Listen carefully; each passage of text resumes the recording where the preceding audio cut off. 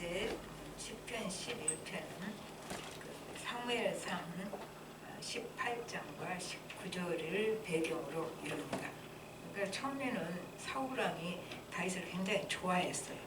그런데 그냥 이 여인들이 사울은 천천히요 다윗은 만만이로다 하는 말에 너무 이제 속이 상하고 상처를 입고 시기가 나가지고 그때부터 어떻게든지 다윗을 죽이려고 하는 그 장면이 지금 사무엘 18장 19절에 나옵니다.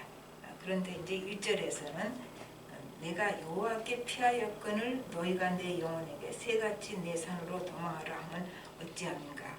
이게 이제 다윗이 여호와께 피했다 그 말이죠. 이 말은 지속적으로 피했다. 한 번 피한 게 아니라 그런 의미가 되고, 또 이제 이 시인은 이것을 통해서 1절을 통해서 위기에 믿는 자와 믿지 않는 자의 다른 점을 얘기합니다. 이제 믿는 자는 하나님이 산성이시니까 하나님께 피하고, 안 믿는 자는 세상 방식으로 대처하고, 그래서 세상 방식이 그때 그 당시 사람들이 자신을 잡으려 할 때 산으로 피했다고 합니다. 그래서 지금은 산으로 피하지 않지요. 비행기 타고 외국으로 도망가지 않아요. 근데 어쨌든 산으로 피하라고 피해야 했어요. 그러니까 이 사람들이 그 상황에서 그렇게 가만히 있지 말고 산으로 도망하라고 그렇게 조언을 합니다. 그런데 그럼 하나님께서는 이럴 때 위기에 뭐라고 하실까요? 또 그것도 생각이 돼요. 나는 산을 위기 때 하나님께 피했고, 사람들은 그렇게 해서는 안 된다. 세상적인 방식으로 대처해야 된다. 이제 그렇게 말을 하고, 그러면 하나님께서는 위기에 우리더러 내게 가까이 오라 그렇게 말씀하신 거죠. 그러니까 위기는 하나님이 사람에게 프로포즈 하는 시간. 내가 너를 사랑하니까 내게 가까이 다가오너라. 이제 그런 상황이 되는 거죠. 그런데 그걸로 모든 게 다 해결되면 좋은데 2절 보니까 악인이 활을 당기고 화살을 시에 먹이며 마음이 바른 자를 어두운 데서 쏘려 하는 데다. 상황이 급박한 상황으로 바뀌게 됩니다. 그러니까 악인이 이제 안 보이는 어둠 속에서 나를 공격하죠. 그러니까 사람들은 안 보이는 것이 더 무섭습니다. 그 마음속에 두려움이 커지는 거죠. 그러니까 숨어서 공격하니까 더 무서워지고, 여기서 그 2절을 묘사해서 시인은 두려운 마음이 살짝 엿보입니다. 악인들이 이렇게 한다고. 그 말 속에 내가 두렵다는 마음이 속에 살짝 엿보이고 있지요. 그래서 이제 3절에서는 터가 무너지면 의인이 무엇을 하랴 그럽니다. 터가 여기서 무너졌다는 얘기가 아니라 지금 무너지고 있는 상황이에요. 그래서 이제 터는 삶의 터전이 무너지고 있고, 또 이제 삶의 기초가 되고 삶의 기본이 되는 신앙이 이제 아래서부터 약화되고 흔들리고 있다 그런 의미가 돼요. 완전히 흔들린 상태는 아니고 지금 흔들리고 있는 상황이에요. 이제 그래서 우리가 세상에서 딛고 서 있는 곳이 정의와 공의가 무너지고 있을 때 굉장히 우리가 어떻게 해야 될지 모르죠. 그러니까 이 시인 마음에 세상 방법으로 대처하는 것이 더 나은가, 이런 생각도 해보는 거죠. 그래서 우리가 언제 그렇게 힘들고 좌절합니까? 내가 생각할 수 없는 한계를 넘어서는 악을 볼 때, 인간이 이렇게 악할 수도 있구나. 그럴 때 우리는 굉장히 힘들어지고 좌절하게 됩니다. 그래서 이럴 때 의인이 무엇을 할 수 있겠는가? 터가 흔들려지고 공의와 정의가 다 무너지고 있을 때 의인이 할 수 있는 게 뭔가 그렇게 돼요. NIV는 What can the righteous do? 그래요. 뉴 잉글리시 바이블도 똑같아요. 어려운 사람이 무엇을 할 수 있겠는가? 이런 상황에서 뭐 어찌하라 그 정도 아니에요. 도대체 할 수 있는 게 뭐냐? 이제 그렇게 얘기가 나옵니다. 그러니까 이제 그 자신의 질문에 대해서 시인이 4절과 7절로 자기 스스로 답을 하고 있어요. 그러니까 터가 흔들릴 때는 그 신앙의 터가 기본이 흔들흔들로 약화될 때는 그 이제 원수 악함을 보고 그것을 묵상하고 두려워하지 말자 그 말이죠. 그러니까 그 원수 악함을 계속 생각하고 묵상하면은 더 두려워지는 거죠. 그리고 그 악이 힘을 가지고 있을 때, 악인이 그럴 때 이제 그것을 묵상하고 두려워하지 말고 이제 사고를 전환시킬 필요가 있다는 얘기죠. 그 지금 시편 기자는 그 말을 빼고 있지만 4절부터 7절을 보면은 그것이 들어가 있는 거죠. 자기는 하나님께 피한 자잖아요. 우리 모두 다 하나님께 피한 자잖아요. 그래서 이제 이렇게 두려움이 올 때, 악인이 내 상상을 초월한 악을 행할 때, 그럴 때 눈을 돌려서 하나님을 바라보고 하나님이 누구신가를 생각하는 것이에요. 이제 그게 3절과 4절 사이에 있지요. 그래서 4절부터 7절까지는 하나님이 누구신가가 딱 나와요. 흔들릴 때는 우리가 사고를 전환시켜서 현실만 보지 말고 하나님이 누구신가를 생각을 해야 된다 그 말이죠. 그러니까 4절을 보니까 여호와의 보좌는 하늘에 있으니요. 그렇죠? 이게 하늘에 있다 그 말은 저 높은 곳에 있다 그런 뜻이 아니고 하나님은 초월자이시고 창조주시다 그 말이에요.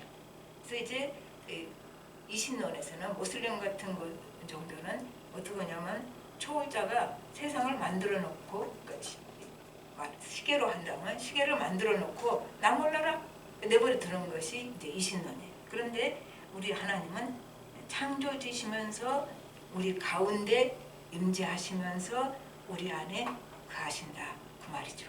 그리고 여기서 또 나오죠. 여호와께서는 그의 성전에 계시고 그 말이 또 나오잖아요. 그러니까 구약에서는 예루살렘 성전은 하나님이 임재하시는 곳을 상징해요. 그 장소에 구간을 시킨 거죠. 그런데 신약에서는 하나님이 우리 가운데 거하시고 또 예수 그리스도를 믿는 개인의 심령을 성전 삼고 거하신다. 고린도전서 6장 너희가 하나님의 전인지를 성령의 전인지를 모르느냐 이제 그렇게 나오잖아요. 굉장히 반어법으로 그렇게 나오죠. 그래서 우리 심령 속에 하나님이 거하신다. 우리 심령이 성전이다. 그러니까 우리 심령이 구약 그 성막으로 보면 지성소인 거예요. 하나님 거하시는 지성소. 그래서 우리가 성전이니까 하나님 거하시는 성전이니까 깨끗해야 되는 거지요. 그래서 탐심, 시기, 분노로 자기 마음을 가득 채워놓으면은 이제 성전에 쓰레기를 가득 채워놓은 것과 같은 거죠. 근데 여기서 이제 4절 또 후반부를 보니까 그의 눈이 인생을 통촉하시고 그의 안목이 그들을 감춰하시도다 그렇게. 그래서 통촉하시고는 보시고 그런 뜻이에요. 하나님께서 우리를 보시고 그리고 이제 또 감찰하신다. 본래 여기서 감찰하신다. 원래 의미는요 단련시키신다. 하나님은 그러신 분이시다. 그래서 연단을 통해서 하나님 앞에서 우리가 자기 성찰을 하게 하시고 그래서 겸손하게 하시고 자기 성찰을 하면은 교만해 줄 수가 없어요. 왜 교만해요? 자기 성찰을 안 하니까. 자기가 누군지를 모르니까 교만해지는 거죠. 자기 성찰을 하게 되면 겸손하게 되고 또 자기를 성찰하게 되면 어떻게 돼요? 야, 내가 모든 게 다 선하고 잘났구나 그래요? 우리가 자기를 성찰하면 자신의 죄악을 철저히 회개할 수밖에 없지요. 우리는 원래 죄인이니까. 그래서 철저히 회개해서 우리가 거룩하도록 하나님이 하신다 그 말이죠. 이게 이제 감찰하신다 의미가 되겠지요. 근데 하나님께서 이 연단시키는 방법을 보면 두 가지 방법을 쓰시는 것 같아요.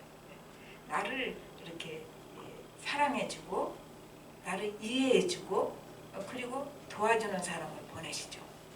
그래서 힘들 때 위로가 되고 힘이 되죠. 그런데 또 그렇게만 해요. 연단시키는 방법에서는 자신은 내게 굉장히 힘든 사람이 와서 내게 상처를 주고 또 괴롭게 하는 자를 하나님이 허락하시는 거죠. 그래서 나를 괴롭게 하는 자를 통해서 나를 철저히 깨트려서 내 속에 악을 제거하시는 거죠. 그러니까 나를 도와주고 위로해주는 사람을 통해서 내 속에 악을 제거하는 게 아니라 나를 힘들게 하는 사람, 그 악을 가지고 나를 괴롭히는 사람을 통해서 내 속에 악을 보게 하시고 철저히 깨트리시고 그리고 그 악을 제거해 가신다 그 말입니다. 이제 그리고 그 속에서 뭘 보냐면 우리가 나는 굉장히 심령이 건강하고 상처 없어. 거짓말이에요. 우리 속에는 자기도 모르는 숨어있는 상처가 있어요. 그것이 우리가 자기를 계속 하나님 앞에서 상처할 때 자기도 모르는 숨어있는 상처가 드러나게 하시고 거기서 생긴 상처에는 반드시 이제 뭐가 따라요? 분노가 따라요. 이제 의사 선생님 여기 계시니까 상처가 생겨서 곪으면 어떻게 해요? 반드시 열이 납니다. 그러니까 조그만 상처는 이제 몸 전체는 열은 안 나도 그 부위를 염증 생겨서 보면 다른 데보다 거기가 온도가 더 높아요. 그거는 무식해도 알 수 있어. 이쪽이 막 이렇게 곪고 있으면 그 옆에 가면 여기가 더 뜨뜻해요. 그러니까 온도가 더 높아지는 거잖아요. 그게 뭐예요? 분노예요. 우리 속에 상처가 있으면 거기 염증이 생겨서 분노가 생긴다. 그 말이죠. 근데 이제 큰 거는 자기가 아니까 하나님 앞에 나와서 치유받고 괜찮아. 근데 조그만 것들, 조그만 상처도 다 상처예요. 그것들이 우리 속에 숨어 있어요. 그래서 아무 일도 아닌 것에 괜히 화를 내요. 그 일 때문이 아니에요. 자기 속에 숨어 있는 그 상처로 인한 분내 때문에 괜히 화내. 그러니까 그 숨은 상처를 다 하나님이 드러내게 하시고 그리고 그것을 치유하시고 거기서 생긴 분노를 제거해 주십니다. 이러면서 사람이 어떻게 돼요? 굳어진 사람들이 부들부들해지는 거죠. 이 자기 성찰이 이루어지면 사람이 어떻게 돼요? 부들부들해져. 뻣뻣한 사람이 부들부들해집니다. 그러니까 뻣뻣한 사람 부드럽게 하는 방법은 뭐예요? 힘든 사람 보내서 연단시키는 거예요. 그럼 어쩔 수 없이 부들부들해진다 그 말입니다. 근데 누가 우리에게 두 가지 부류 사람을 보낸다고 그랬잖아요. 누가 더 유익합니까? 이렇게 이분법으로 따지는 거 아니에요. 둘 다 유익해. 나를 위해주는 사람도 유익하고 나에게 상처 주고 나를 힘들게 하는 사람도 유익하고 둘 다 유익한데 때로는 나를 해치는 자가 내게 더 유익이 될 수도 있어요. 나를 더 깊이 쳐다보게 하니까. 뭐 항상 그런 건 아니지만 그래서 하나님께서 이 세상의 악을 모토록 허락하셔. 다 없애버리시면 되잖아요. 전능하신 하나님이신데. 그런데 이 세상에서 악을 허용하시는 것도 자기 자녀를 더 훈련시키기 위함이다. 이런 해석도 가능합니다. 또 그렇게 훈련시켜서 어떻게 하려고 악을 왜 둬요? 결국은 우리에게 복을 주시려고 훈련시켜서 우리가 깨끗하게 되고 하나님이 주시는 복을 누릴 수 있도록 그렇게 하시는 거다 그 말입니다. 이제 6절에는 이제 악인에 대해서 나옵니다. 악인에게 그물을 던지시리니 불과 유황과 태우는 바람이 그들의 잔후 소득이 되리로다. 그래서 하나님이 그러면 악을 이렇게 허용하셨으니까 악에게 상을 줘요? 아니죠. 결국은 하나님께서 악인을 심판하신다. 그러니까 악인이 우리한테 왔을 때 그 사람의 역할이 끝났어. 나를 훈련시키는 역할이. 그러면 그 사람은 어떻게 해요? 제거해 버리시죠. 내 인생에서 떠나게 하시는 거죠. 그러니까 저 사람은 언제 죽을 때까지 나를 쫓아다니면서 괴롭히나? 아니에요. 내 훈련이 그 면에서 끝나면 그 사람은 이제 영도 폐기. 넌 이 사람한테 필요 없어. 하나님은 악인이 중요한 게 아니라 누가 중요해요? 우리가 중요한 거예요. 훈련 받는 우리가 중요하기 때문에 악인이 우리에게 한 역할을 끝냈을 때 우리가 그 훈련 과정을 잘 겪었을 때 악인은 하나님께서 영도 폐기해버립니다. 그래서 시편 34편에서는 악인을 찾아봐도 악인이 없어졌어. 하나님 영도 폐기하시는 거예요. 악인이 없어진 게 아니라 그냥 없어버린 거예요. 우리 삶에서. 그래서 악인을 심판하시는데 이것을 그물을 던지시리니 그랬어요. 그물을 던지시는단 말은 숯불을 비처럼 내리시니 그게 이제 그 다음에 나오죠. 불과 유황과 태우는 바람이 그들의 잔후 소득이 되리로다. 무서운 심판이 있다 그 말이죠. 그래서 이제 우리 시편 1편 6절, 그러니까 따로 이게 우리가 암송을 하지 말고 이럴 때 연결을 시키세요. 그러면은 무릇 의인들의 길은 인정하시나 악인들의 길은 뭐다? 망하리로다 나오잖아요. 이렇게 연결이 딱 말씀길이 되는 거죠. 그러니까 결국은 악인들은 망한다. 그러니 두려워할 거 없다. 그 말이죠. 그래서 이제 하나님께 피하는 자는 처음에 1절에서는 하나님께 피한다고 나왔잖아요. 있는 자는 하나님께 피하는 자는 하나님의 시각을 가지게 되니까 악인은 미래가 보입니다. 그래서 두려움에서 벗어납니다. 결국 망한다. 하나님이 망하게 하신다. 그래서 두려움에서 벗어나게 됩니다. 그러니까 우리가 두려움을 묵상하면 안 돼. 이거 묵상하면 할수록 두려움은 힘을 가져요. 그래서 두려움이 번식을 합니다. 자가 번식을. 내가 키우는 게 아니라 내 속에 있는 두려움이 자가 번식을 해서 점점 더 두려움에 빠지게 됩니다.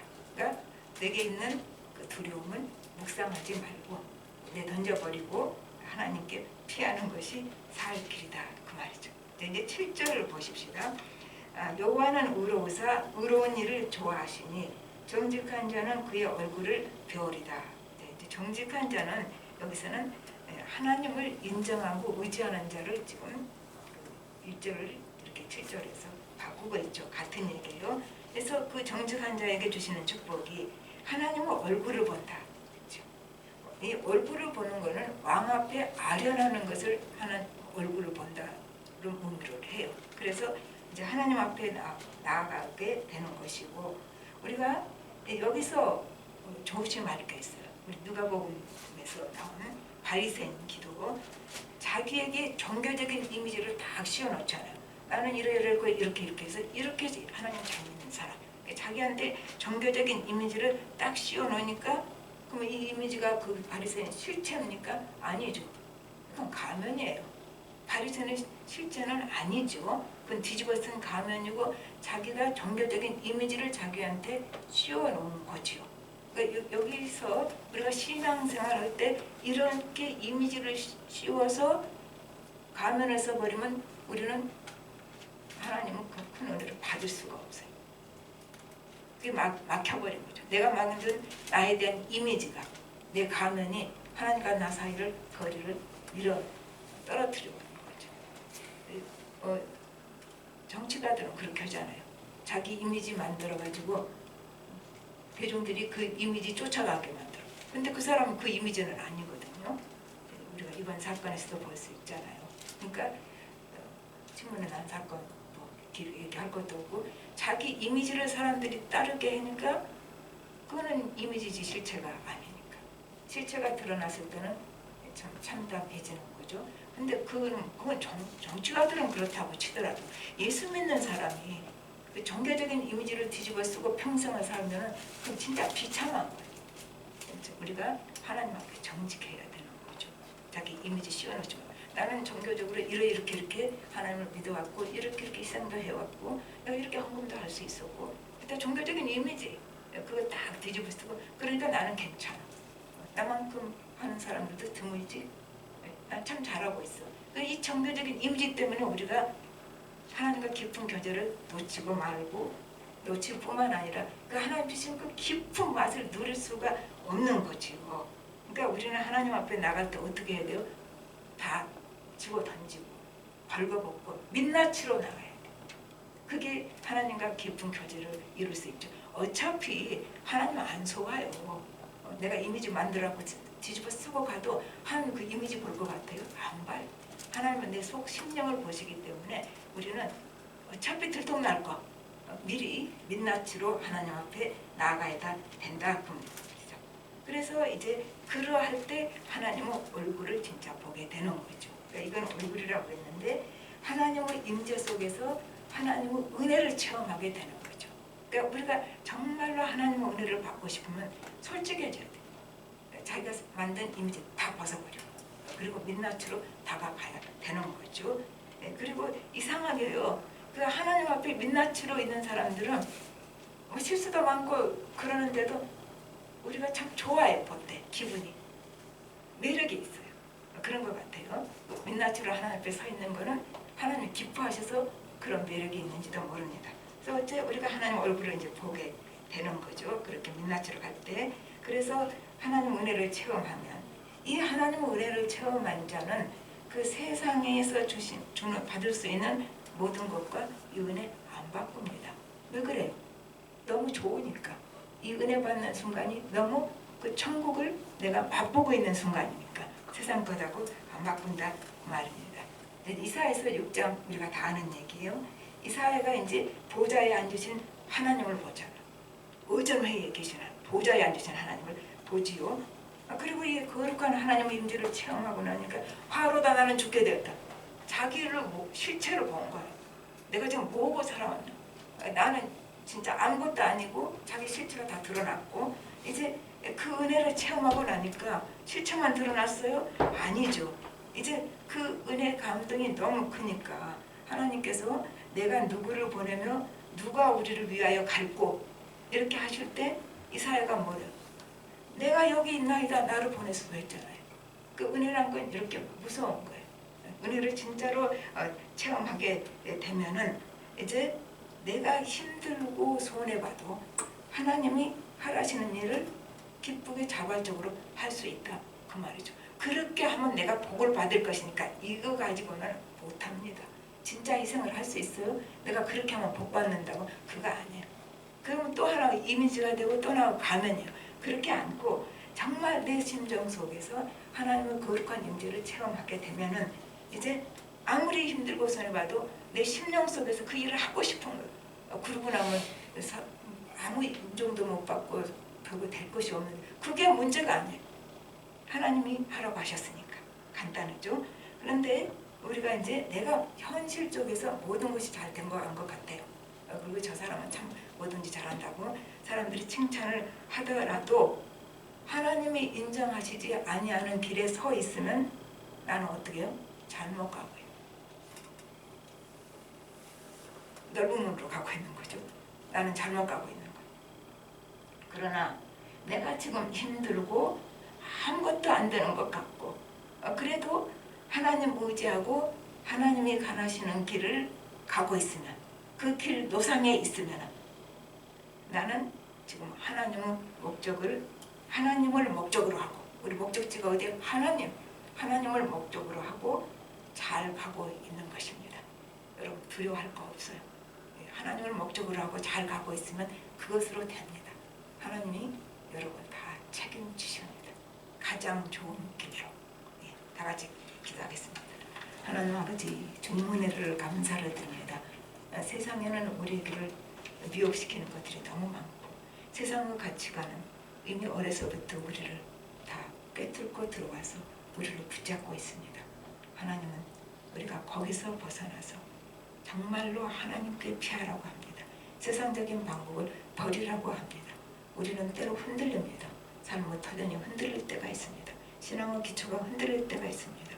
하나님이 원하시는 길은 이 길인데 세상 사람은 다 저 길로 가니까 내가 저 길로 가다가는 나는 하나님의 길로만 가다가는 망하지도 않을까 우리 마음에 고민이 생길 때가 있고 갈등이 생길 때가 있습니다. 그러나 우리가 하나님을 바라보고 어떠한 상황에서도 하나님께 의지하고 하나님의 얼굴을 뵐 수 있는 은혜를 볼 수 있게 해 주시옵시고 그 은혜를 받을 수 있게 해 주시옵시고 거기서 받은 은혜 때문에 우리가 이 세상에 누구보다도 가장 행복한 사람 큰 보물을 가진 사람으로서 우리 삶이 넉넉하고 하나님이 가라시는 길을 잘 따라갈 수 있는 그런 우리들 그래서 하나님이라는 목적을 향해서 우리가 가는 그 길 속에서 하나님 주시는 그 풍성한 은혜와 행복과 그 풍성함을 다 누릴 수 있는 우리 모두가 되게 하여 주시옵소서. 모든 말씀 예수님으로 기도합니다. 아멘.